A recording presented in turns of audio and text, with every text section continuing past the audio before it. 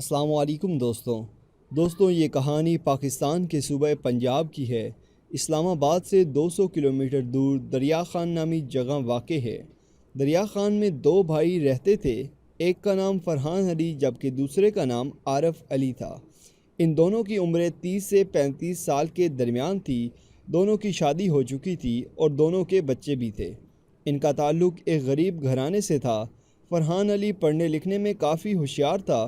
اس نے سائنس کے مضامین کے ساتھ اچھے نمبروں سے میٹرک پاس کیا، لیکن میٹرک کے بعد اچانک پڑھائی چھوڑ دی اور دوسرے بھائی عارف علی نے بھی پڑھائی چھوڑ دی۔ پھر ان کی شادی ہوئی اور شادی کے بعد بچے بھی ہوئے، لیکن اسی دوران 2010 کے آس پاس دونوں بھائیوں کی بیویوں نے ان کو چھوڑ دیا اور اپنے بچوں کو ساتھ لے کر چلی گئیں۔ ان کی بیویوں نے بتایا کہ یہ کافی زیادہ مار پیٹ کرتے ہیں اور کئی دن کے لیے غائب ہو جاتے ہیں۔ اسی وجہ سے دونوں بھائیوں کی بیویاں انہیں چھوڑ کر اور بچوں کو لے کر چلی گئیں۔ یہ اپریل 2011 کی بات ہے جب اچانک ایک ایسا واقعہ ہوتا ہے۔ اگلے 24 سے 48 گھنٹوں کے دوران یہ خبر پورے پاکستان میں پھیل جاتی ہے۔ ہوتا یہ ہے کہ جس علاقے میں یہ دونوں بھائی رہتے ہیں وہاں 24 سال کی ایک لڑکی کی لاش دفنائی جاتی ہے جس کا نام سارہ پروین تھا، جس کی موت کینسر سے ہوئی تھی۔ اس لڑکی کو دفنانے کے بعد رشتہ دار اور دفنانے والے قبرستان سے چلے جاتے ہیں۔ اگلے دن سارہ پروین کے بھائی اعجاز حسین فاتح خوانی کے لیے اپنے کچھ رشتہ داروں کے ساتھ قبرستان پہنچتے ہیں، لیکن جب اعجاز حسین قبرستان پہنچتے ہیں تو وہ اپنی بہن کی قبر کو دیکھ کر چونک اٹھتے ہیں۔ ان کی بہن کی قبر پر باقاعدہ کھودنے کے نشانات ملے اور ایسا لگا کہ کسی نے اس قبر کی کھدائی کی ہے، اور جب انہوں نے قبر کے اندر جھانک کر دیکھا تو قبر سے لاش غائب تھی۔ یہ بہت ہی عجیب چیز تھی۔ اعجاز حسین پریشان ہو کر پولیس کے پاس جاتے ہیں اور پولیس کو ساری کہانی بتاتے ہیں۔ پولیس کو بھی یہ سن کر بہت عجیب لگتا ہے۔ پولیس قبرستان پہنچتی ہے اور قبر کی جانچ اور تفتیش کرتی ہے، اور پولیس دیکھتی ہے کہ واقعی اندر لاش موجود نہیں ہے اور کسی نے قبر کھود کر لاش نکال لی ہے۔ اب لاش کے قبر سے غائب ہونے کی خبر کافی تیزی سے پھیلتی ہے۔ اس سے پہلے بھی ایک ایسا واقعہ پاکستان میں ہو چکا تھا جس میں ایک شخص جوان لڑکیوں کی لاشوں کو قبر سے نکال کر ان کے ساتھ ریپ کرتا تھا۔ اس کیس میں بھی 24 سال کی لڑکی تھی، اس لیے وہی کہانی لوگوں کے ذہن میں گھومنے لگی اور لوگوں کا پولیس پر غصہ بڑھنے لگا۔ پولیس بھی کافی دباؤ میں تھی، اس لیے پولیس نے اس کیس کی فوراً تفتیش شروع کر دی۔ تفتیش کرتے کرتے پولیس دریا خان کے علاقے میں ایک گھر میں پہنچتی ہے۔ یہ گھر فرحان علی اور عارف علی کا تھا، جہاں ان کے والدین بھی موجود تھے۔ ان کی بیویاں انہیں چھوڑ کر جا چکی تھی اور ان کی ایک بہن تھی جس کی دماغی حالت ٹھیک نہیں تھی۔ جب پولیس اس گھر تک پہنچتی ہے تو انہیں گھر میں صرف فرحان علی ملتا ہے۔ پولیس اس گھر کی تلاشی لیتی ہے لیکن اس گھر سے پولیس کو کچھ نہیں ملتا، لیکن اس گھر کے اندر ایک ایسا دوسرا کمرہ بھی موجود تھا جس پر تالا لگا ہوا تھا۔ پولیس جب فرحان علی سے اس کمرے کے بارے میں پوچھتی ہے تو وہ بتاتا ہے کہ یہ عارف علی کا کمرہ ہے اور عارف علی کہیں باہر گیا ہے۔ پولیس اس سے اس کمرے کی چابی لیتی ہے، دروازہ کھولتی ہے اور اندر جاتی ہے تو اندر کا منظر دیکھ کر پولیس چونک اٹھتی ہے۔ کمرے کے بیچ میں ایک برتن رکھا ہوا تھا جو کہ دیگچی کی طرح تھا اور اس میں کوئی سالن موجود تھا۔ پولیس نے اس دیگچی کی طرف زیادہ دھیان نہیں دیا۔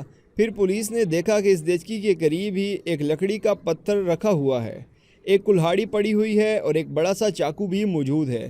ان ساری چیزوں پر گوشت کے نشانات موجود تھے جسے کاٹا گیا تھا۔ یہ سب چیزیں دیکھ کر پولیس چونک جاتی ہے، لیکن پولیس کے وہم و گمان میں بھی نہ تھا کہ آنے والے وقت میں کیا ہونے والا ہے اور اگلے ہی لمحے وہ کیا دیکھنے والے ہیں۔ یہ ساری چیزیں پولیس دیکھ رہی تھی کہ انسپکٹر فخر بھٹی کی نظر ان چیزوں کے ساتھ زمین پر موجود چونٹیوں پر بھی پڑی۔ وہ چونٹیاں ایک لکیر بنا کر سیدھی جا رہی ہیں تو ان چونٹیوں کی لکیر کا پیچھا کرتے ہوئے پولیس جب آگے بڑھی تو پولیس نے دیکھا کہ آگے ایک چارپائی موجود ہے اور چارپائی کے نیچے وہ چونٹیاں جا رہی ہیں۔ پولیس نے چارپائی ہٹائی تو چارپائی کے نیچے ایک بوری موجود تھی۔ پولیس نے جب بوری کھولی تو اس کے اندر سارہ پروین کی لاش تھی جسے 2 دن پہلے قبر میں دفنایا گیا تھا۔ پولیس جب لاش کو بوری سے باہر نکالتی ہے تو پولیس کے ہاتھ پاؤں پھول جاتے ہیں کیونکہ لاش کا ایک پاؤں کاٹ دیا گیا تھا اور اسی برتن میں اس کا گوشت موجود تھا جو ان دونوں بھائیوں نے پکایا اور کھایا تھا۔ کیونکہ اس کمرے میں موجود ہر چیز پر اسی گوشت کے نشان موجود تھے عارف علی کو جب پکڑا گیا تو اس نے فوراً قبول کر لیا اور اس نے کہا کہ یہ میرے بڑے بھائی فرمان علی نے بنایا ہے اور یہ لاش ہم ہی نے قبر سے نکالی ہے۔ اس کے بعد پولیس اس برتن کو جانچ کے لیے فورینزک لیب بھیج دیتی ہے اور یہ لیب ملتان میں تھی۔ جانچ میں بھی یہی پتہ چلتا ہے کہ اس برتن میں انسانی گوشت ہی تھا۔ اب جب یہ تمام چیزیں سامنے آتی ہیں تو اس علاقے کے تمام لوگوں میں خوف و ہراس پھیل جاتا ہے کہ انہی کے بیچ میں اور انہی کے ساتھ دو آدم خور رہ رہے ہیں جو قبرستان سے لاشیں نکالتے ہیں اور کھاتے ہیں۔ اس کے بعد جب دوسرے بھائی یعنی فرمان علی کو بھی پکڑ لیا جاتا ہے اور دونوں سے پوچھ گچھ ہوتی ہے تو پتہ چلتا ہے کہ یہ دونوں بھائی اب تک الگ الگ قبرستانوں سے 100 لاشیں نکال چکے ہیں۔ وہ لاش کو قبر سے نکال کر لاتے تھے اور اسے باقاعدہ پکا کر کھاتے تھے۔ ان دونوں بھائیوں سے پوچھا گیا کہ وہ ایسا کیوں کرتے ہیں تو انہوں نے بتایا کہ انہیں جادو ٹونے کرنے والا ایک شخص ملا تھا۔ اس نے انہیں بتایا تھا کہ اگر تم انسانی گوشت کھاؤ گے تو تمہیں بہت سارے فائدے ہوں گے۔ انہوں نے کہا کہ ان میں زندہ لوگوں کو مارنے کی ہمت نہیں تھی، اس لیے ان دونوں نے پلان بنایا کہ انسانی گوشت ہی کھانا ہے تو مردہ انسان کو قبرستان سے نکال کر ان کا گوشت کھا لیتے ہیں۔ تو یہ لوگ قبرستانوں پر نظر رکھتے اور قبرستان میں جو لاش تازہ دفنائی جاتی یہ دونوں اس تازہ لاش کو نکالتے اور پھر گھر لا کر اسے پکا کر کھاتے۔ جب یہ بات سامنے آ گئی تو پولیس نے ان دونوں کی بیویوں کو بھی ڈھونڈا اور ان سے بھی پوچھ گچھ کی کہ تم نے اپنے شوہروں کو کیوں چھوڑا۔ تب انہوں نے بتایا کہ یہ کئی دن تک غائب رہتے تھے، مارتے پیٹتے تھے اور ان کی عادتیں خراب تھیں، لیکن یہ انسانی گوشت کو پکا کر کھاتے ہیں یہ ہمیں نہیں پتہ تھا۔ اس کے بعد پولیس ان کو عدالت لے کر جاتی ہے۔ لوگوں کو بھی ان دونوں بھائیوں پر کافی غصہ تھا اور لوگ یہ چاہتے تھے کہ ان دونوں بھائیوں کو ان کے حوالے کر دیا جائے اور وہ ان کو مارنا چاہتے تھے۔ پولیس ان کو بھاری پروٹیکشن دیتی ہے، ان پر عدالت میں مقدمہ چلتا ہے۔ اب عدالت میں ایک عجیب سی چیز سامنے آتی ہے، وہ یہ کہ پاکستان کے پینل کورٹ میں کسی بھی آدم خور کے لیے کون سی سیکشن لگائی جائے، ان کے لیے کیا سزا ہو، اس بارے میں کوئی قانون موجود نہیں تھا، کیونکہ پاکستان میں اس سے پہلے ایسا کوئی کیس سامنے نہیں آیا تھا۔ تو اسی لیے ان پر صرف مردے کی بے حرمتی کرنے کا کیس بنایا گیا اور ان دونوں بھائیوں کو 2 سال کی سزا ہوئی۔ یہ دونوں بھائی 2 سال جیل میں رہے اور 2013 میں انہیں چھوڑ دیا گیا۔ جب یہ جیل سے باہر آئے اور اپنے محلے میں آئے اور لوگوں کو پتہ چلا کہ ان کو رہا کر دیا گیا ہے تو لوگوں کا غصہ زیادہ بھڑک گیا اور پھر لوگوں نے احتجاج کرنا شروع کر دیا۔ آخرکار پولیس کو دوبارہ ان کی حفاظت کرنا پڑی۔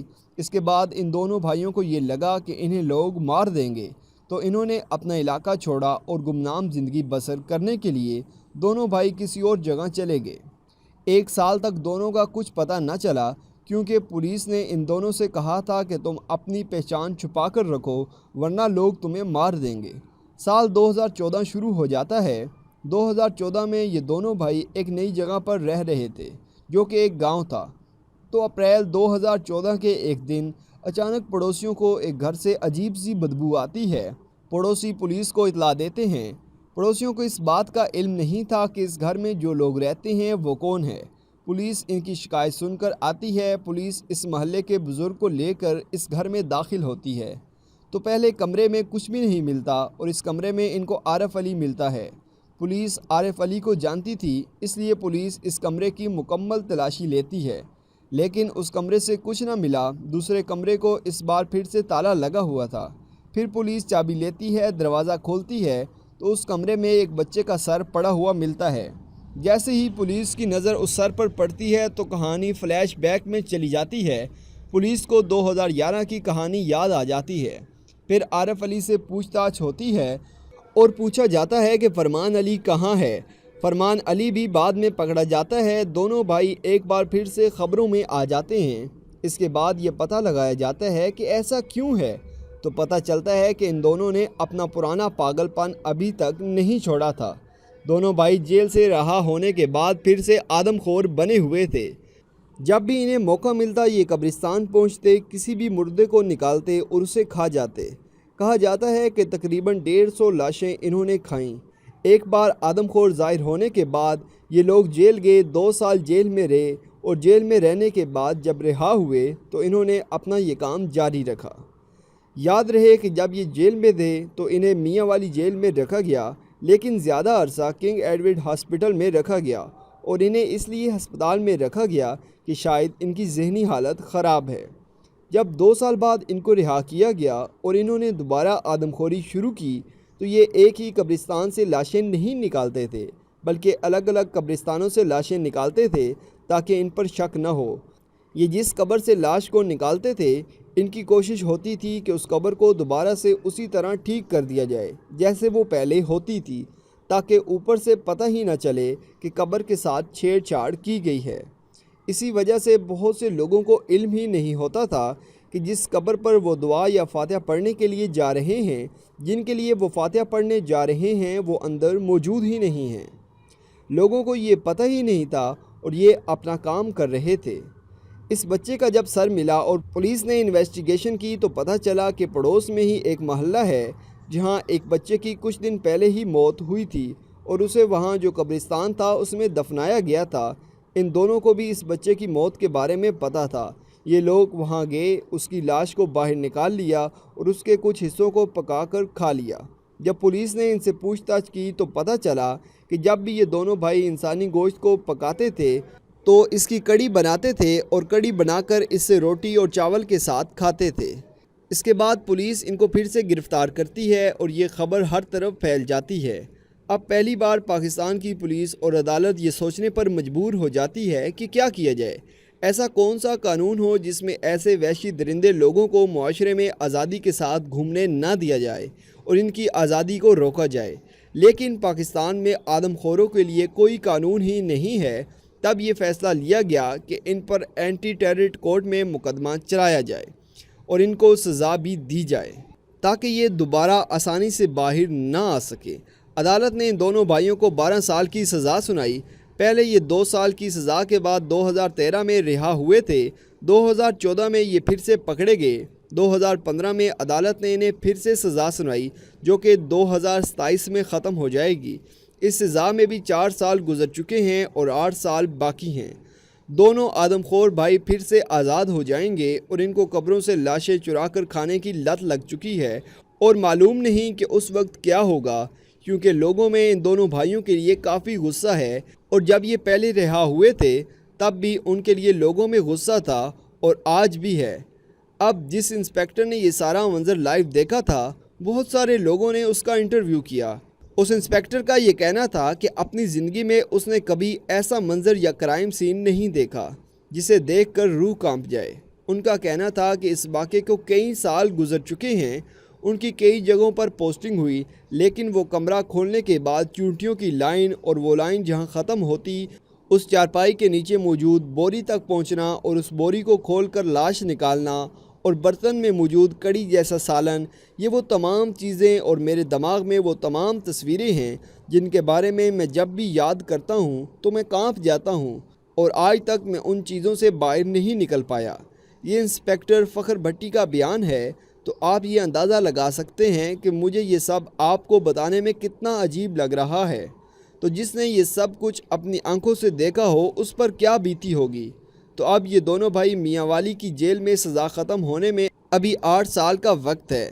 دیکھنا یہ ہے کہ کیا سزا ختم ہونے کے بعد یہ دونوں بھائی رہا ہو جائیں گے یا پولیس اور عدالت انہیں روکنے کے لیے اور بھی کچھ کرے گی، کیونکہ پولیس کے لیے یہ ایک سر درد بھی ہے، کیونکہ لوگوں میں کافی غصہ ہے، وہ انہیں اپنے معاشرے میں رہنے نہیں دیں گے۔ تو یہ ایک عجیب سی لڑائی ہوگی جس میں ابھی کافی وقت ہے۔ تو دوستوں یہ تھی ہماری آج کی ویڈیو۔ اگر آپ کو ہماری آج کی یہ ویڈیو پسند آئی ہو تو اس کو لائک کریں۔ اس کے متعلق کوئی بھی سوال ہو تو کمنٹ باکس میں اپنی رائے کا اظہار ضرور کریں اور ہمارا چینل سبسکرائب کرتے ہوئے ساتھ موجود گھنٹی کا بٹن بھی دبا دیں۔ شکریہ۔